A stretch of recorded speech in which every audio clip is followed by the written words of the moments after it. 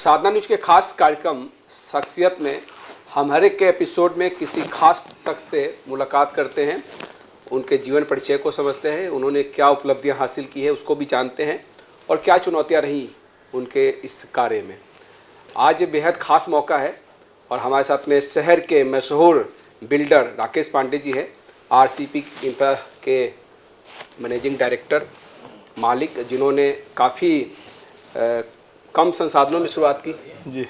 और इनकी जो सोच रही कि शहर को एक वीआईपी स्ट्रक्चर दिया जाए। वीआईपी नाम में ही अपने आप में बहुत कुछ समाहित रहता है। अब मुझे लगता है कि जब छत्तीसगढ़ की राजधानी रायपुर में जब तमाम गगनचुंबी इमारतों का निर्माण हुआ तो उसमें राकेश पांडे जी का नाम भी शुमार हुआ। तो राकेश पांडे जी का मैं बहुत बहुत स्वागत करना चाहूँगा इस खास कार्यक्रम में। और राकेश पांडे जी, सबसे पहले तो मैं ये समझना चाहूँगा कि आप अधिकतर जो आपके प्रोजेक्ट होते हैं उसका नाम आप वीआईपी रखते हो जी। वीआईपी क्यों?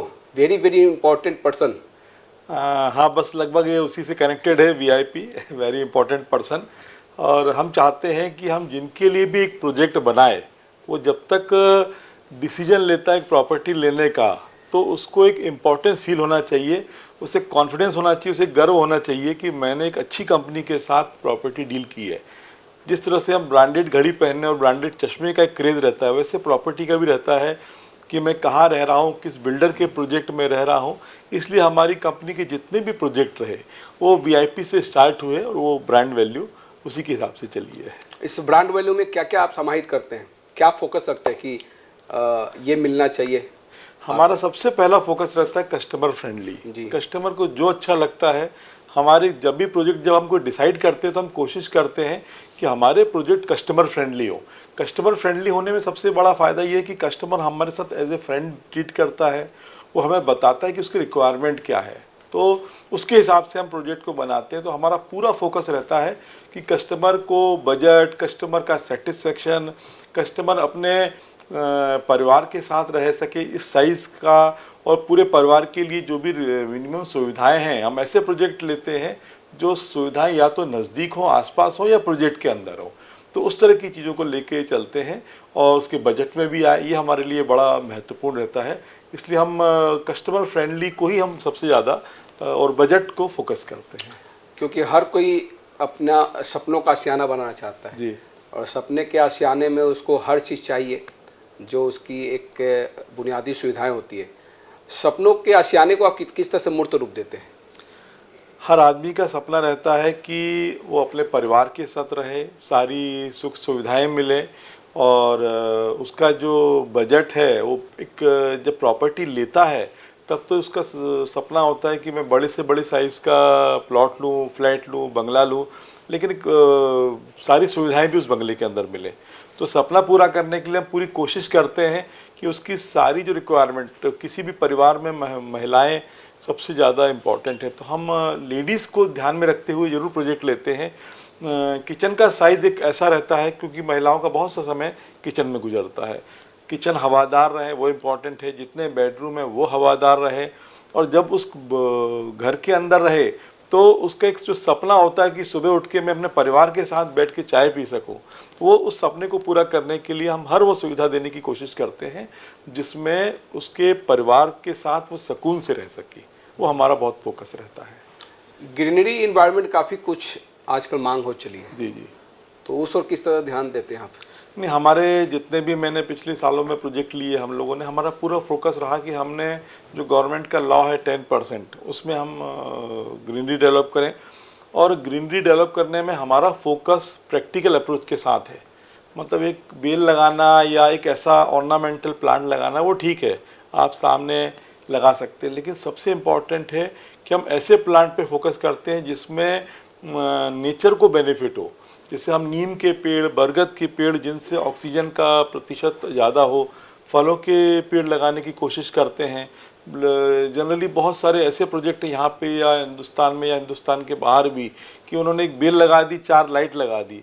वो ग्रीनरी हमारे लिए यूज़लेस है, हमारा उसके ऊपर फोकस नहीं रहता। मेरा पूरा फोकस रहता है ऐसे प्लांट लगाएं जिसमें ऑक्सीजन हो, धार्मिक है। आंवला के पेड़ पे हमारा फोकस रहता है, जो धर्म से भी जुड़े हुए चीज़ें हैं। अब बड़ के पेड़ हैं वो हम ध्यान देते हैं, और जो मैंने ऑब्जर्व किया, अधिकतर लोगों ने महसूस किया कि हमारी कॉलोनी में रह के लोगों को थोड़ा फ्रेश फील होता है। उसका कारण शायद ये है कि हम इस तरह के प्लांट लगा रहे हैं जो नेचर के लिए बहुत ज़्यादा जरूरी है, जिसका धार्मिक महत्व भी बहुत है। जी धर्म की बात आ गई तो इन दिनों वास्तु का काफी कुछ ध्यान रखा जाता है। जी। तो आपके हर प्रोजेक्ट में वास्तु का ध्यान रखा जाता है या कुछ प्रोजेक्ट में ये वास्तु का नहीं, ध्यान मैं आपको बताऊं कि अभी रायपुर में ये वास्तु का चलन या प्रदेश में या मुझे हिंदुस्तान लगता में है कि आप ही ट्रेंड की आया। देन है।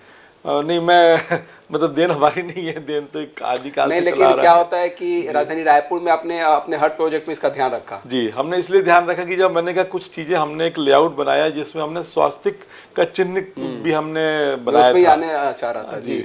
तो स्वास्तिक के चिन्ह को लेके गया और वो प्रोजेक्ट हमारे लिए बड़ा लकी रहा।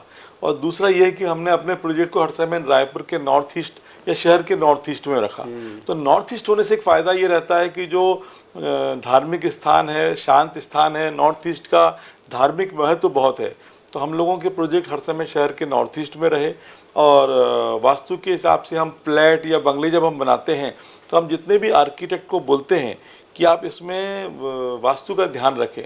कई बार दिल्ली और बॉम्बे के कुछ आर्किटेक्ट हैं वो थोड़ा सा ओवरलुक करते हैं, लेकिन हमारी पूरी कोशिश रहती है कि हम कम से कम entry, kitchen point, water point, 7-8 चीज़ों का हम ध्यान रखते हैं जिससे वास्तु का 80-90% कंप्लाइंस हो सके।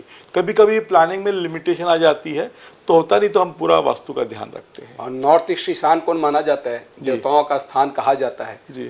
तो क्या आपके अधिकतर जो प्लॉट है, चाहे बंगलो है, क्या वो ईस्ट फेस, वेस्ट फेस होते हैं या साउथ फेस भी आपको रखना पड़ता है? नहीं, हम ईस्ट वेस्ट नॉर्थ साउथ चारों रखते हैं, सबका अपना महत्व है। अगर आप बात करेंगे तो कुछ लोगों को ईस्ट सूट करता है, कुछ को वेस्ट सूट करता है। मुझे ऐसा कुछ, हम साउथ के भी वास्तु वालों से हम संपर्क किया जिनको वास्तु के विशेषज्ञ थे, स्पेशलिस्ट थे, तो उन्होंने भी बताया कि साउथ का भी जो दिशा है वो कुछ लोग हैं जो मानते हैं और कुछ बिजनेस है या कुछ लोगों का परिवार को उनको वास्तु ही सूट करता है। मतलब कई बार हमने ऐसा भी अनुभव किया कि लोग बोलते हैं कि हमारे बेटे के लिए हम साउथ फेसिंग ढूंढ रहे हैं क्योंकि ज्योतिषी ने कहा है। तो प्रतिशत नॉर्थ ईस्ट का ज़्यादा रहता है, लेकिन सब दिशाओं का पर्याप्त महत्व है क्योंकि ईश्वर ने सारी दिशाएं बनाई हैं। तो मेरा मानना है कि हर आदमी का अपना अपना दृष्टिकोण होता है, लेकिन विशेषज्ञ जो हैं वो चारों दिशाओं के हिसाब से ट्रीटमेंट बताते हैं और सबका ईश्वर तो हर जगह है। बहरहाल मैं आपके प्रोजेक्ट के बारे में जानना चाहूँगा, अभी तक आपने कितने प्रोजेक्ट पे काम किया और सबसे दिल को छूने वाला प्रोजेक्ट कौन सा है आपका? मैं 17-18 प्रोजेक्ट कर चुका हूं और दिल से छूने वाला हर प्रोजेक्ट है क्योंकि जब भी हम कोई काम करते हैं तो पूरा मैं डीपली स्टडी करता हूं। और इतने साल जो करने के बाद मेरी हर समय कोशिश रहती है, क्योंकि अगर प्रोजेक्ट में फेल होता है या प्रोजेक्ट को किसी भी प्रकार की प्रॉब्लम आती है तो अल्टीमेटली जो मेरा कस्टमर है, जो मेरा ग्राहक है, उसको वो सफ़र करेगा। तो हमारा फोकस रहता है, प्रोजेक्ट लेट होते हैं कई बार, हमारी लिमिटेशन, बैंकिंग लिमिटेशन, गवर्नमेंट की लिमिटेशन, लेट होते हैं, लेकिन हमारा फोकस रहता है कि प्रोजेक्ट सफल हो और किसी भी कारण से कस्टमर का किसी भी प्रकार का अनहैप्पी नहीं होना चाहिए। तो हमारा पूरा फोकस रहता है कि हम अपने प्रोजेक्ट को करें और सारे प्रोजेक्ट मेरे दिल से हमने बनाए हैं। तो किसी खास प्रोजेक्ट का आप जिक्र करना चाहें? जैसे मैं एक बात करूंगा, हमने VIP करिश्मा बनाया था, तो उसके लिए हमने रायपुर के और हिंदुस्तान के काफ़ी आर्किटेक्ट से बात की। तो एक बात कहना चाहूँगा कि फ्रेश एयर बाहर से आती है, तो हमने कोशिश की कि हम बाहर के आर्किटेक्ट्स को लाएं, नए आइडिया, अलग आइडिया, डिफरेंट आइडिया, जो देखा मैंने काफ़ी बड़े आर्किटेक्ट हैं वो रिसर्च करके भी प्रोजेक्ट बनाते हैं कि उस कॉलोनी के लोग, उस शहर के लोगों की इच्छा, मानसिकता क्या है। तो हमने एक करिश्मा प्रोजेक्ट बनाया, वो बहुत सफल रहा। उसका एलिवेशन, कलर, क्वालिटी सबको पसंद है। आज भी वो रायपुर ही नहीं, प्रदेश ही नहीं, सेंट्रल इंडिया के इम्पोर्टेंट प्रोजेक्ट में आता है। खास बात यह है कि उस प्रोजेक्ट की वजह से रायपुर में एक ट्रेंड सेट हुआ। मतलब हमारी कोशिश रहती है कि हम ऐसा ट्रेंड बनाएं कि सिर्फ एज ए बिल्डर मैं ही काम ना करूं, मेरी वजह से जो दूसरे बिल्डर भी इस लाइन में आए और जो भी बिल्डर है वो भी एक अच्छा प्रोजेक्ट बनाए, कस्टमर को एक क्वालिटी प्रोजेक्ट देने की कोशिश करें। तो जब हम करिश्मा लेके आए तो उसका एक महत्व ये है, उसकी वजह से रायपुर शहर के अंदर काफ़ी चेंज आया बिल्डरों की कम मानसिकता में। और बल्कि मैं कहूँगा कि पूरे हिंदुस्तान के आर्किटेक्ट, इवन हिंदुस्तान के बाहर के बिल्डर, पूरे हिंदुस्तान के बिल्डरों का रायपुर ने ध्यान खींचा कि यहाँ पे नेशनल लेवल के आर्किटेक्ट काम कर रहे हैं और वो प्रोजेक्ट सक्सेसफुल नहीं सुपर सक्सेसफुल हो रहे हैं। उससे रायपुर में कंस्ट्रक्शन क्वालिटी और एलिवेशन और प्लानिंग में काफ़ी चेंज हुआ और अच्छा एक नया ट्रेंड डेवलप हुआ। मतलब करिश्मा ने करिश्मा दिखा दिया। करिश्मा ने करिश्मा दिखा दिया। चलिए, एक स्वास्तिक का भी आपने जिक्र किया जी। अभी हाल ही में एक मूवी भी आई है एनिमल, उसमें स्वास्तिक वो ग्रुप ही होता है, उसका काफी जिक्र होता है। अच्छा। स्वास्तिक के चारों जो कोने हैं उसके बारे में उसमें विस्तार से बताया गया जी। है। स्वास्तिक अपने आप में बहुत कुछ समाहित किए हुए हैं जी। धार्मिक मान्यताओं को। जी। और आप उसको लेकर चलते हैं तो काफी अहम है। जी। उसका महत्व है, उसकी वजह से मैंने कहा ना कि हम कस्टमर फ्रेंडली रहते हैं, हमारे कस्टमर को सुकून होना चाहिए। उसने अगर वो इन्वेस्टर है तो उसका पैसा बढ़ना चाहिए, यदि वो यूज़ है तो मैक्सिमम यूज़ करे। कई बार लोग मकान ऐसे बना लेते हैं, अपने प्लॉटों पे बिल्डिंग बन जाती है, बहुत सा हिस्सा अनयूज्ड रहता है, वो भी पैसे का इन्वेस्टमेंट है, वो यूज़ नहीं कर पा रहा। तो हमारे अच्छे अगर वास्तु के हिसाब से प्रोजेक्ट बनते हैं तो बिल्डिंग भी अच्छी आती है और वहाँ पे जो रहने वाले हैं वो सेटिस्फाई और सुकून से वहाँ रह सकते हैं। चलिए, मैं अब आना चाहूँगा छत्तीसगढ़ निर्माण के साथ में रियल एस्टेट को लेकर। तो छत्तीसगढ़ निर्माण के साथ में आपने रियल एस्टेट को किस तरह से देखा और अब भी आप किस पैदान पे देख पा रहे हैं? देखिए, छत्तीसगढ़ में तो 91 से था जब ये एमपी का पार्ट था, उसके बाद छत्तीसगढ़ बना। छत्तीसगढ़ का उससे काबिल लाभ हुआ, जो भी हमारे यहाँ राजनीतिक परिस्थितियाँ बनी और छत्तीसगढ़ बना। छत्तीसगढ़ बनने की वजह से रायपुर बहुत इम्पॉर्टेंट हो गया क्योंकि ये कैपिटल बना। यहाँ पर एयरपोर्ट आया, यहाँ पे रेलवे स्टेशन था, सेंट्रल लोकेटेड था पूरे हिंदुस्तान के। तो यहाँ का इंफ्रास्ट्रक्चर तो होने की वजह से, लोकेशन होने की वजह से उसका था, टीवी स्टेशन आ चुके थे, तो इसका रायपुर का अपने आप में महत्व है। और रायपुर पूरे हिंदुस्तान का सबसे महत्वपूर्ण शहर है क्योंकि ये सेंट्रल लोकेटेड है और पीसफुल है। लोग यहाँ पे कूल हैं, लोग यहाँ पे वेलकमिंग हैं, लोग बाहर के लोगों का स्वागत करने की मानसिकता रखते हैं। भेदभाव जैसी कोई चीज़ नहीं है यहाँ पे, सब मिलजुल के रहते हैं। तो यहाँ पे शहर अच्छा है, लाइफ अच्छी है। तो आने वाले समय में यहाँ पर जो भी रियल एस्टेट के जो प्रोजेक्ट आ रहे हैं, बिल्डिंग्स आ रही हैं, होटल्स आ रहे हैं, रिसोर्ट्स आ रहे हैं, मैरिज हॉल आ रहे हैं, मैरिज हॉल के साथ डेस्टिनेशन मैरिज का ट्रेंड रायपुर में आने वाला है, एजुकेशन के अच्छे सेंटर बन रहे हैं, हॉस्पिटल बन रहे हैं। तो रायपुर आने वाले समय में as a real estate, as a रहने के लिए मेडिकल टूरिज़्म समझ लें या एजुकेशन टूरिज़्म समझ लें या रहने के लिए बहुत महत्वपूर्ण शहर होता जा रहा है। तो आने वाले समय भी इसका बड़ा अच्छा फ्यूचर रहेगा। लेकिन आपको लेकर कहा जाता है कि आपने वेस्टर्न कल्चर को बहुत तेज़ी से अडॉप्ट किया यहाँ पे। जी। ये अच्छाई है या बुराई है वो आप समझेंगे या सामने वाला समझेगा? जी। क्योंकि वीआईपी क्लब में रैन डांस भी हुआ। जी। काफ़ी चर्चाओं में रहा। हाँ। देश के कई हिस्सों में नहीं हुआ था, यहाँ पे हुआ और बजरंग दल ने उसका विरोध भी किया था। टोमेटो फेस्टिवल भी हुआ था। जी। देखिए, एक हमारी कोशिश मतलब आपका ये मानना है कि वेस्टर्न कल्चर को अडॉप्ट करने से ज़्यादा सारे कल्चर अडॉप्ट करना चाहिए, हमको भगवान और की पूजा भी करना चाहिए और वेस्टर्न कल्चर को भी बनना चाहिए। मैं बहुत डिटेल में नहीं जाऊंगा, लेकिन हिंदुस्तान में कुछ ऐसी चीज़ें हैं जो आज से 200 साल पहले हिंदुस्तान में आ चुकी हैं और जो विश्व के दूसरे हिस्सों में 100 साल पहले आई है। तो हम लोग, हिंदुस्तान सबसे ज़्यादा एडवांस रहा है। यदि आप 200, 500, 1000 साल पहले की भी जो धार्मिक स्थितियां रही हैं, महिलाओं की आप ड्रेसेस भी देखेंगे तो कहीं कोई वो नहीं था। हर महिला पुरुष बराबरी में काम करते रहे, खेतों में बराबरी का दर्जा मिला। तो कल्चर बड़ा अच्छा है हिंदुस्तान का। और रहा सवाल वेस्टर्न, वो अब वेस्टर्न कर रहे हैं, वो हो सकता है 500 साल पहले हिंदुस्तान से ही वेस्टर्न गया होगा। तो उसमें कहीं वल्गरिटी नहीं होना चाहिए। जो हमने रैन डांस किया, उसमें हमने एक बार रैन डांस किया जिसमें लोगों ने कपल डांस किया। तो कपल को अधिकार है, उनके राइट हैं कि वो अपना शहर में जो डेवलपमेंट हो रहा है, जो नेशनल और इंटरनेशनल लेवल के इवेंट होते हैं, वो इस शहर में होने चाहिए। हमने एक बार फीमेल के लिए रैन डांस किया, उसमें डीजे भी फीमेल थी।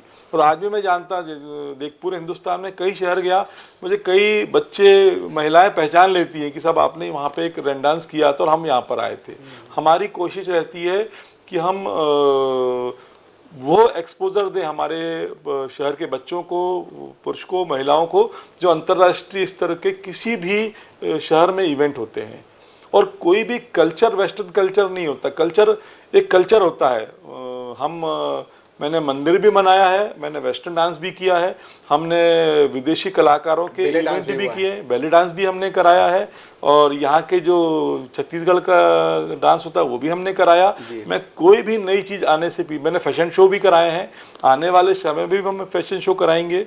और उसका श्रेय भी पहला आप ही को जाता है। नहीं, मैं कोशिश छत्तीसगढ़िया करूंगा कि मॉडल मुझे को लेकर, छत्तीसगढ़िया, मॉडल, हाँ, छत्तीसगढ़ का भी हमने कराया था, रैप इवेंट डांस कराया आपने था। कराया था हाँ, जिसमें अब कुछ लोगों की मानसिकता रहती है, उनको पसंद नहीं था, हमने शासन से अनुमति ली, और अगर शासन ने अनुमति दे दी है वो तो शासन मतलब कानून, देखा, वो मालूम है कानून कि ने दे उससे दिया। कई सारे हीरो हीरोइन निकले जो आज छत्तीसगढ़ी बॉलीवुड में अपना भविष्य संवार रहे हैं। जी जी, छत्तीसगढ़ राजनेता भी निकले उससे। उससे राजनेता भी निकले, बॉलीवुड भी निकले, काफी लोग महत्वपूर्ण स्थान पे पहुंचे, और आने वाले समय में रायपुर शहर बहुत इम्पोर्टेंट होने वाला है। मैं एक मानसिकता को तो आपने डेवलप किया ना एटलीस्ट, जी कि ये भी हो सकता है, आप इससे भी करियर बना सकते हैं। जी क्योंकि छत्तीसगढ़ को लेकर ये माना जाता है काफी पिछड़ा है, आदिवासी क्षेत्र, नक्सली होते हैं यहाँ पे सिर्फ। जी जी, ये हमको चैलेंज आते थे जब हम मेट्रोस जाते हैं, तो वहाँ पे बोला जाता है कि सब छत्तीसगढ़ में तो नक्सलाइट होते हैं। मैंने बोला वहाँ, यहाँ से 300 किलोमीटर दूर जो विलेजेस है वहाँ घटनाएं हुई हैं, और वहाँ से भी 50 किलोमीटर, वो भी साल में घटनाएं हैं। उससे ज़्यादा एक्सीडेंट तो या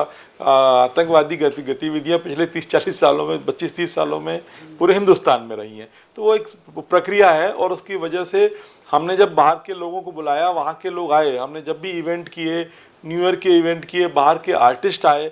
अभी हमने एक हिंदी वेब सीरीज़ है, वो भी हमने शूट की, उसमें मैं एज ए पार्टनर भी हूँ, एज ए आर्टिस्ट भी हूँ, और उसमें भी हमने छत्तीसगढ़ के 70% जो आर्टिस्ट हैं वो छत्तीसगढ़ के, उस पर किया। उसमें कुछ यहाँ का क्राइम, पूरे हिंदुस्तान में जो 60 से 90 के बीच का क्राइम हुआ है उसको हमने एक्सपोज किया, और उसमें काफ़ी आर्टिस्ट हैं जो आने वाले 5 साल 10 साल में लेके आएंगे, नेशनल लेवल पे अपना ब्रांड बन के आएंगे। नेशनल लेवल के काफ़ी डायरेक्टर हैं, एक तिग्मांशु धूलिया जिन्होंने गैंग ऑफ वसेपुर और पान सिंह तोमर बनाई, वो उसमें as a important artist role कर रहे हैं। उसमें मेरा भी उनके पैरेलल आर्टिस्ट कैरेक्टर है। तो सभी आर्टिस्ट ने मिलके काम किया। सिने जगत में भी आप हाथ आजमा रहे हैं। हम हर जगह ही हाथ आजमा रहे हैं। एक हाथ आजमाया जहां आपने जी, क्लब कल्चर को आपने काफी डेवलप किया। जी, एक क्लब कल्चर यहाँ हुआ नहीं करता था। जी जी, मुझे लगता है कि वो क्लब कल्चर आप ही की वजह से आगे बढ़ता नजर आया फिर छत्तीसगढ़। जी जी, जब हमने यहाँ बनाया था, वीआईपी क्लब के बारे में किया, मैंने जब बिजनेस चालू किया तो मैं हर साल, जब 2-3 साल में हिंदुस्तान के इम्पोर्टेंट और शहर जाता था, मैंने क्लब देखा, और मेरा मन था कि हम यहाँ पे कुछ ऐसी चीज़ लेके आए जहाँ एक ही कैंपस में फूड रेस्टोरेंट हो, चाहे वो स्विमिंग पूल हो, चाहे स्पोर्ट्स की बैडमिंटन कोर्ट हो, सब एक ही कैंपस में एक ही छत के नीचे मिले। तो उस नज़रिए से हमने क्लब बनाया, और उस क्लब में हमने तरह तरह के सारे कोचेज़ रखे, वो सारी एक्टिविटी लेके आए। जब हमने क्लब के अंदर स्विमिंग पूल बनाया तो किसी भी क्लब का ये पहला स्विमिंग पूल था सेंट्रल इंडिया में, और हमने स्क्वैश कोर्ट बनाया। उस ज़माने के जो राजनेता थे उन्होंने उसका उद्घाटन किया। इवन नागपुर से लोग भी देखने आए कि किस तरह का ये क्लब है, और किस तरह का यहाँ पे गेम्स हो रहे हैं, और किस तरह के प्लेयर खेलने आ रहे हैं। जब क्लब में हमने बार लाइसेंस लिया, ये भी मध्य प्रदेश छत्तीसगढ़ का पहला बार लाइसेंस था। जो उसके पहले छत्तीसगढ़ और एमपी में बार की लाइसेंस की पॉलिसी नहीं थी। हमने बताया कि हम शराब बेच नहीं रहे, हम अपने कस्टमर को सर्विस दे रहे हैं, और अगर गलत है तो ये पूरे हिंदुस्तान में नहीं, पूरे विश्व में बंद होना चाहिए। और हिंदुस्तान के जो राजनेता या सेलिब्रिटी आउट ऑफ इंडिया जाते हैं, वो ऐसी जगह जाते क्यों हैं जहाँ पर बार है? तो अगर वहाँ पे गलत नहीं है तो जो जाता है उसका पासपोर्ट निरस्त कर देना आपने चाहिए। जो बीज बोया, आपको नहीं लगता है कि उसकी वजह से एक जो कल्चर डेवलप हुआ, जो खासतौर पर इंटरनेशनल क्रिकेट के लिए वो सब चीज़ें चाहिए, खिलाड़ी भी आते हैं तो वही सब डिमांड करते हैं। जी जी, यहाँ पे आप देखिए कि हॉकी स्टेडियम काफ़ी अत्याधुनिक है, क्रिकेट स्टेडियम हो गया, तो ये सब तो एक शहर की जरूरत ही है। जी, जो शहर तेजी से हमने एक और चीज़ की है, क्रिकेट स्टेडियम भी सरकारी है और हॉकी का भी सरकारी है। उसमें काफ़ी टूर्नामेंट हुए इंटरनेशनल लेवल के। उसके पहले ये सब क्लब होना, इस तरह का एक कल्चर होना काफ़ी अहम होता है। जी जी, हमने क्लब में एक टेनिस कोर्ट बनाया, जो मैं इम्पोर्टेंट बता रहा हूँ। किसी भी लॉन टेनिस के जो टूर्नामेंट होते हैं उसके लिए मिनिमम 4 कोर्ट होना चाहिए, इंटरनेशनल और इंटरनेशनल लेवल के टूर्नामेंट के लिए। तो हमने 4 कोर्ट बनाए, चारों सिंथेटिक बनाए, और ये छत्तीसगढ़ का पहला स्थान था जिसको नेशनली या इंटरनेशनली एक्सपोज किया गया। वहाँ 4 टेनिस कोर्ट होने की वजह से आइटा आया, और उसकी वजह से पूरे वर्ल्ड के लगभग 22 से 25 प्लेयर आए, इवन हॉलैंड, इवन आपका ताइवान, चाइना, काफ़ी कंट्री के प्लेयर आए। और पहला स्पॉट था छत्तीसगढ़ का जिसको एज ए स्पोर्ट्स, मतलब क्रिकेट स्टेडियम बनने के पहले हमने वो इवेंट कराया, और उसका प्रसारण दूरदर्शन ने भी किया, काफ़ी नेशनल चैनल भी आए, और उसका उस स्थान का इंटरनेशनली उसको रिकमेंड किया, और वो रायपुर उसकी वजह से भी अपना एक इम्पोर्टेंस मिला। तो हमने कोशिश की कि हम अपने स्थान को, रायपुर शहर को इंटरनेशनली फ्रेम दे सके, तो उसके लिए हमने कोशिश की। ये यूनिकनेस कहाँ से आता है आपके अंदर, आपके दिमाग में? ये क्वेश्चन मेरे सामने कई बार आता है कई बार आता है, लेकिन शायद ये गॉड गिफ्ट है। बचपन से ही ऐसा था कि जो करना है यूनिक करना शायद बचपन से ही बिगड़े होंगे। खैर, बचपन आपने सोचा था कि आप इसी सेक्टर में जाएंगे या कुछ और करने का इरादा था? मैं बहुत अच्छा क्वेश्चन किया, बहुत इंटरेस्टिंग है। मैं अभी मैं स्कूल के जो बीच में कोरोना काल चल रहा था, तो बहुत से लोगों से खाली होने की वजह से फ़ोन पे हम बात करते थे, तो मेरे बचपन के कुछ दोस्त लोग मिले जो फ़ोन पे, उनमें से एक ने कहा कि आप जब हम लोग जब उस ज़माने में डॉन और त्रिशूल पिक्चर देखने गए थे, तब आपने कहा था कि यार मैं त्रिशूल पिक्चर में, बोले मैं भी बिल्डर का काम करूंगा, और हम लोगों ने 4-5 बार त्रिशूल पिक्चर देखी। ये उसी ने मेरे को जिक्र किया। मैंने कहा मुझे याद जरूर है, लेकिन इतना डिटेल में उसने काफ़ी चीज़ें ऐसी बताई। उसी समय में हम शायद डॉन पिक्चर गए थे, उससे ही इंस्पायरेशन मिला। अमिताभ बच्चन साहब ज़्यादा इंस्पायर हैं जी, बहुत ज़्यादा मेरी माँ ने यहाँ काम किया है तो मैं इस बिल्डिंग को हिट डालूंगा। जो काम अमिताभ बच्चन ने किया वो मैं कैसे छोड़ दूं। अच्छा। अमिताभ बच्चन साहब बिल्डर नहीं है, हाँ। लेकिन मैं बिल्डर और आर्टिस्ट बनना चाहता हूँ। नहीं, बाद में तो उन्होंने वो बिल्डिंग खरीद ही ली थी ना उस पिक्चर में। हाँ, उन्होंने बिल्डिंग पिक्चर में खरीदी, लेकिन रियल में ही इज नॉट बिल्डर। वो ओनली वो केवल 2 फील्ड में आए, अभिनय में और पॉलिटिक्स में वो एमपी बने, लेकिन मेरा पॉलिटिक्स में नहीं था, लेकिन मैं एज ए बिल्डर और एज ए फिल्म इंडस्ट्री दोनों में काम कर रहा हूँ। आपने अब पॉलिटिक्स की बात छेड़ दी जी। माना ये जाता है कि बिल्डरों के लिए बड़ी घातक हो जाता है। नहीं, कहीं कोई घातक नहीं है। हिंदुस्तान में हर नहीं, मतलब शहर कि के जो अंदर पॉलिटिक्स में जाने की अगर सोच रखे तो फिर एक जो सिनारियो जो बनता है, अब जाना चाहेंगे क्या पॉलिटिक्स में? नहीं, मेरा इंटरेस्ट नहीं है पॉलिटिक्स में, लेकिन कुछ नहीं होता। वो एक लोगों की मानसिकता रहती है। यदि आप स्ट्रेट फॉरवर्ड चल रहे हैं तो हर समय बिल्डर के लिए अपॉर्चुनिटी है। लोग बिल्डर से पॉलिटिक्स में भी जाते हैं, और वो सबका रायपुर में ऐसी कई कहानियां हैं जो आपको मालूम होगी। और क्या, चलिए खैर उस पर हम ज़्यादा नहीं जाते हैं। आपने जो यूनिकनेस के साथ में अपने सफ़र की शुरुआत की, वो यूनिकनेस बना रहे। जी जी। ये रायपुर के लिए बहुत अच्छा होगा, छत्तीसगढ़ के लिए बहुत अच्छा होगा। Thank you. और इसी यूनिकनेस के साथ मुझे लगता है कि कुछ यूनिक बात और करना चाहेंगे इस कार्यक्रम में चलते चलते। बस मैं चाहता हूँ कि शहर का नाम राष्ट्रीय और अंतर्राष्ट्रीय स्तर पे, क्योंकि आपके प्रोजेक्ट से ही वीआईपी सिटी का भी नाम हुआ। कहाँ जा रहे हो तो वीआईपी सिटी जा रहे हैं। Thank you. वो जगह का नाम काफी प्रचलित हो गया। हाँ, वीआईपी स्टेट, वीआईपी सिटी होने से, पॉपुलर होने से एक ब्रांड होता है। तो हम चाहते हैं कि हम जो भी काम करें, प्रोजेक्ट थे उस नाम से नहीं हुआ, लेकिन अरे कहाँ जा रहे हो तो वीआईपी सिटी जा रहे हैं। जी जी जी। हाँ, वो एक थोड़ा सा वो पूरे इलाके का ही नाम हो गया, इलाके का नाम हो जाता है। और हम हमारा कोशिश करते हैं वो ब्रांड ऐसा है जिसकी वजह से शायद गॉड गिफ्ट है कि जब हमने नाम रखा होगा, वीआईपी वर्ड्स को मैंने कैच किया, तो गॉड गिफ्ट है कि वो इतना इम्पोर्टेंट वर्ड है कि पूरे उसको पॉपुलर होना शायद ज़्यादा इजी है। कुछ चीज़ें को लोग क्लिक करते हैं, तो वो शायद शब्द रहा। लेकिन आप एक आरोप लगता है कि आपने वीआईपी लोगों को पर ही ज़्यादा फोकस किया। नहीं, आरोप से मुझे कोई फर्क नहीं पड़ता। लोग आरोप लगाएं, उनका काम है। वीआईपी आपने नाम भी रखा, वीआईपी लोगों के लिए ही रखा। मैं तो हर चीज का, हर आरोप के लिए मैं स्वागत करता हूँ कि लोग मेरे को आरोप लगाएं। वीआईपी लोग जाते थे। नहीं ऐसा, लेकिन ये मैं बता दूं कि हमने हर बजट के लोगों के लिए काम किया। मैंने 1000 फीट के प्लॉट भी डेवलप किए, हमने 600 फीट के भी प्लॉट डेवलप किए, और वीआईपी क्लब के अंदर हमने ऐसे बच्चों को भी स्पोर्ट्स में प्रमोट किया जो फीस भी नहीं दे सकते थे। काफी अहम बात है कि आपने उनके लिए भी काम किया। हमने उनको भी किया, हमने प्रमोट किया, और वो नेशनल लेवल पे खेले हैं, इंटरनेशनल लेवल पे भी गए हैं। हमने उनके लिए साइकिलिंग वाला काम होता था, या स्पोर्ट्स से जुड़ी हुई कोई भी एक्टिविटी अगर वो करना चाहते थे तो हमारा सपोर्ट हर समय रहा। तो आरोप लगाना सबका अपना काम है, उनका चलिए फ्यूचर प्लानिंग नेचर है। Future planning? बहुत जल्दी हम कुछ प्रोजेक्ट पे काम कर रहे हैं, 2-3 हमारे रियल एस्टेट के प्रोजेक्ट भी आ रहे हैं और मैं कुछ ऐसी चीज़ें लेके आ रहा हूँ जिससे रायपुर शहर का फ़ायदा हो। और मैं ये नहीं चाहता हूँ कि हमारी कंपनी ही ब्रांड बने, हमारी कंपनी ही ऐसे प्रोजेक्ट लाए। हम चाहते हैं कि उसका ट्रेंड डेवलप हो, जैसे क्लब का भी हमने ट्रेंड डेवलप किया, टाउनशिप का हमने ट्रेंड डेवलप किया, बाहर से आर्किटेक्ट लाने का ट्रेंड डेवलप किया। अपने प्रोजेक्ट को इम्पोर्टेंट बनाने से जो रहने वाला है, कॉलेज कैंपस का भी ट्रेंड आपने डेवलप, उसको भी हमने ट्रेंड किया। जब हमने करिश्मा बनाया, हमने वीआईपी स्टेट बनाया तो पूरा कैंपस बनाया। डिजिटल जो सिक्योरिटी होनी चाहिए वो भी उस और भी हम उस पे किया, हमने पूरा वीडियो फोन लगा के हमने सिक्योरिटी वाला काम किया। और हमने ग्रुप्स बनाए सिक्योरिटी के लिए, जब लोग रहते थे तो उन पे भी हमने काम किया। तो हमारा कोशिश है कि हर नई चीज़ रायपुर आए और रायपुर का नाम अंतर्राष्ट्रीय और अंतर्राष्ट्रीय स्तर पे सम्मान की दृष्टि से देखा जाए, वो मेरा इच्छा है। उसमें आप सफल भी रहे? मैं कोशिश की, उसमें सफल भी आप रहे, क्योंकि छत्तीसगढ़ की जो पहचान थी कि आदिवासी क्षेत्र है तो नक्सली है, लेकिन रायपुर में जो डेवलपमेंट हुआ है, जो यूनिकनेस आइडिया के साथ में राकेश पांडे जी आए, उसको लेकर भी चर्चा का विषय बना। और मुझे लगता है कि ये यूनिकनेस आइडिया आगे भी निरंतर जारी रहे। इसके लिए बहुत सारी शुभकामनाएं आपको। और हमारे साथ में इस खास चर्चा में जुड़े रहे राकेश पांडे जी, मैं आपका बहुत बहुत धन्यवाद करना चाहूँगा। साधना न्यूज़ पे खबरों का सिलसिला जारी रहेगा। Back to studio.